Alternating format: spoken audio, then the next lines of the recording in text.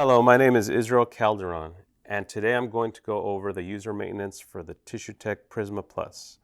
In today's video, we will discuss the operator maintenance for daily, weekly, and monthly cleaning. Okay, so let's get started. Okay, so now we're going to go over the daily maintenance of the Tissue-Tek Prisma Plus. So for the daily maintenance, it's very simple. All we're going to do is clean the inside of the instrument. Basically anything that spilled when it was if the reservoir was getting moved over, or if reagent was getting added to one of the reservoirs, we would go ahead and just get a dry towel or cloth and basically just wipe off any part of the interior that had anything spilled. You just want to make sure that the interior stays nice and clean. If it's spilled out here, just make sure you maintain it clean. And that's all we need for the daily maintenance. Okay, so now we're going to go over the weekly cleaning of the Tissue-Tek Prisma Plus. So weekly cleaning, also very simple. We recommend that we clean the trays that the reservoirs sit in. So what we're going to do here, take out a tray, and you would want to remove the actual reservoirs just to make it a little bit easier.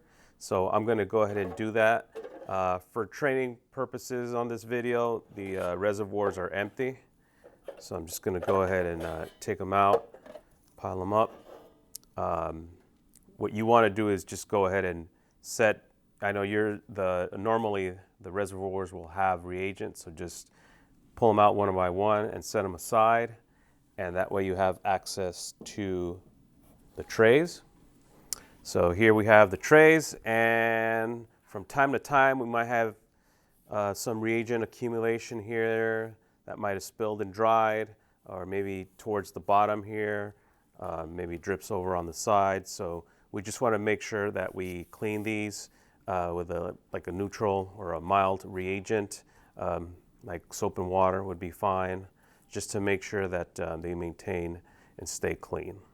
And once they're dry, you can put them back in.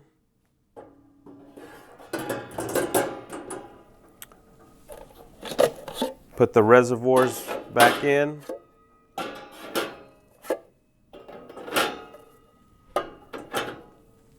And that concludes the weekly user maintenance for the Tissue-Tek Prisma Plus. Okay, so now for the monthly user maintenance for the Tissue-Tek Prisma Plus, we're going to clean the bottom of the sink pan.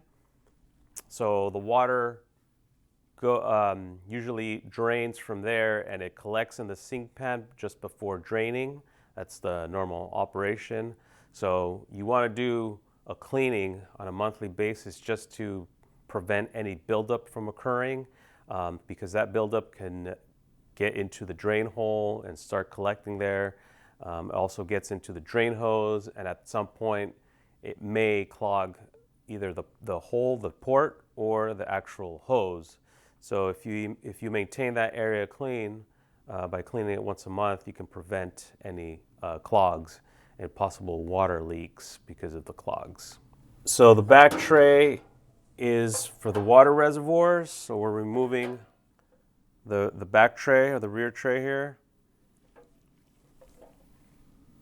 And also, just so you can get more space to work with, we want to remove the second tray.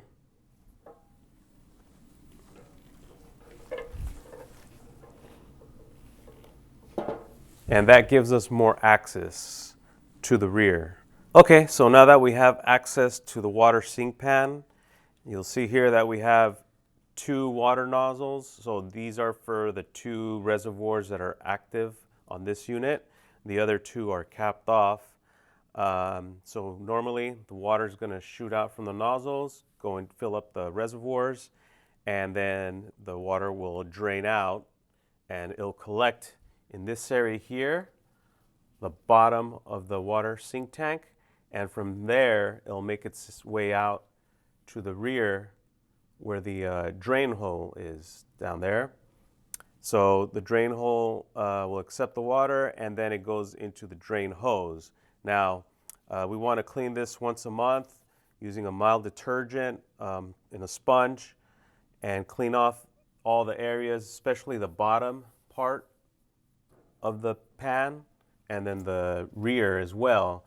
That's where all that like tissue debris and any other kind of debris will build up there. And sometimes it stays around the whole area or at the front of the drain hose, and it'll slowly collect. And over time, this area here may become clogged, or the hole will become smaller, and at some point there may be a future clog. So to prevent that, let's just once a month clean this area here. Part of the monthly maintenance is also to clean our baskets. We want to make sure that our baskets are nice and clean. So we can collect our baskets once a month, put them in a bucket, soak them overnight in xylene, and the next day they'll be nice and clean. If you find any that are defective, any that are either warping or damaged, broken, you want to take those out of circulation and replace them. You want to make sure you inspect them, make sure all these little guides and teeth are on every single basket. If there's some that are missing, please remove them, because that will create errors, especially if the instrument is linked to a cover slipper. The slide might come out of place and we might get errors on there. And then, of course, the basket adapter, or hooks as they're called. We just want to make sure that they're also clean, that they're not sticky, and because they do move a little bit, you just want to make sure it's not sticky here or here, and most importantly, that they're not deformed. So usually after time, these expand. Sometimes they get bent front and back, sometimes it's side to side. And the problem here is that when you install them on the basket,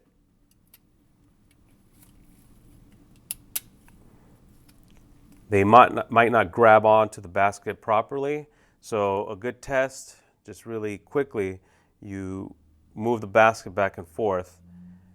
And as you can see here, it's staying in the same guide. So if this was defective or if it was expanded, it would be too loose. And when I moved it, it would move over to the either guide that's to the left or to the right of the center guide. So when they're working properly, when they're in good shape, you can move this around and it will not jump to one side or the other. If they do, that means they're deformed or out of shape. You can try putting them back, or just, again, removing them from circulation and getting a new basket adapter or hook, like they're also called. Next, we have our nozzles. So in this unit, we have two. Some units use all four water reservoirs, but this one we have two. So you want to also, once a month, you can remove these. There's one piece, and here's the other. So they just remember that there's a seal here. That seal needs to go in just to prevent the water from coming out from the bottom. It should only come out from the top, the nozzle. So you could, if you see that maybe there's not as much water coming out, maybe they're clogging up, you might want to clean these. Just a little soap, again, a little mild soap there. And also this, just clean them out. You can also clean this area here. Make sure there's no residue, no buildup of any kind. And then once that's done, once it's clean, you could put them back. There is a little key here. There's a little hole as well, so you can just line up the pin into the hole. You can move it around if you need to until it goes in. Once it's in place, put the top back on, and you've completed cleaning the nozzle. And then just do that for the rest of the nozzles that are in the unit. Our next item to clean is the robotic arm. the fingers here. So with the power off, you can easily move the whole robotic arm back and forth. You can also remove 2 of the 3 fingers. That way you can clean it a little easier. Again, a mild detergent, because you will get some buildup here. Just want to make sure that they're nice and clean, that there's no damage. And then you can get the middle finger as well here. Just make sure this area is clean. This area is clean. There's no debris on there as well. And then you could just simply put it back into place. And that's cleaning the robotic arm fingers. We also have our drying stations. So it's the 2 here on this unit, it's the 2 here on the rear. All you need to do for the drying stations with the power off, so it's not hot, there's 2 pieces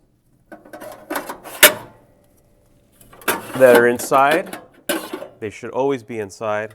And these sometimes tend to collect dust. Sometimes the slide breaks or something. There might be a little piece of slide, residue, adhesive, anything that you can think of will collect in there. So you want to make sure that that's clean once a month. Just clean it out. Make sure this top piece is cleaned out as well. So the way it just goes, it sits in here, and then this piece sits on top. Make sure you install it correctly, because if you install it the wrong way or incorrectly, the heat distribution may not transfer correctly, and then it may not dry the slides properly. So once it's cleaned, reinsert it back, put the top part on, and then do that for both drying stations.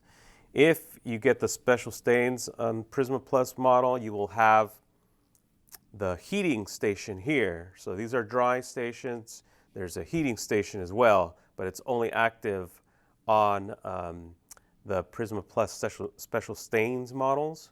So if you do have that, you would do the same thing. So for example, I'm just going to take out this reservoir here where there would be a heating station. There's 2 little stations here, or reservoirs I should say. You would take out the reservoirs and clean those out the same way. Just make sure they're clean out the bottom, and then put the reservoirs back. And so speaking of reservoirs, now that I have the reservoir out, you want to also, in a monthly user maintenance, clean out all the reservoirs from the inside. Those do tend to develop some type of residue there. I know that there's stains also that are on there. That's probably not going to go away, but just make sure that all the reservoirs are clean, and clean them once a month, just to keep anything from building up and possibly contaminating slides and just moving on to the slides on the actual glass slide and being part of the slide. So you just want to make sure that these are clean from the inside. Again, a mild detergent. Make sure they're cleaned out, and then put them back into place. And you could also do that with the start stations that are located in the front, and the end stations as well. Okay, so now we're going to replace the carbon filters. Carbon filters are located in the upper rear portion of the instrument. So we're going to go ahead and open the door. There's 2 carbon filters. So we can replace these every 2 weeks if the instrument is used continuously, and every 4 weeks if it's not. Again, just like our other instruments, you can put them in various ways, and there's no issue. And of course, we have the label here. You can put the date. That way you know when it's time to replace the next set of filters. So once you install it, go ahead and close the door, and it's done. Okay, so continuing with the monthly maintenance, we have the lid. We want to make sure that the lid is nice and clean. So we're going to go ahead and, again, with the mild detergent, just go ahead and clean the front and even the top. Just make sure there's no dripping, just a very small amount. Clean the metal piece here. It's where we grab to open and close the lid, so just make sure that this piece is also clean. You could also clean the door itself if it's dirty, but this is where you would clean the exterior part of the instrument. Okay, and last part of the monthly maintenance, it's more of a check. If you have access to the exhaust outlet, which is located on the rear left panel of the instrument, you have the exhaust outlet here. Most of the time it's connected to an exhaust hose, so you won't have access to it. If that's the case, you don't even have to worry about it. But if you're only using the filters and you don't have an exhaust hose connected to it, you can just briefly check it, make sure that the vents are not being blocked with something. Some people put, piece of paper over it to block the actual air, but we want to make sure that that goes out. So make sure that it's not blocked by anything, make sure that there's no debris build up anywhere. And again, if it's not covered, then go ahead and clean it. If it is connected to a hose, then you don't have to worry about it. Okay, so that concludes the daily, weekly, and monthly operator maintenance for the Tissue-Tek Prisma Plus. Please reference the Care of the Instrument handout for further guidance. Thanks for watching.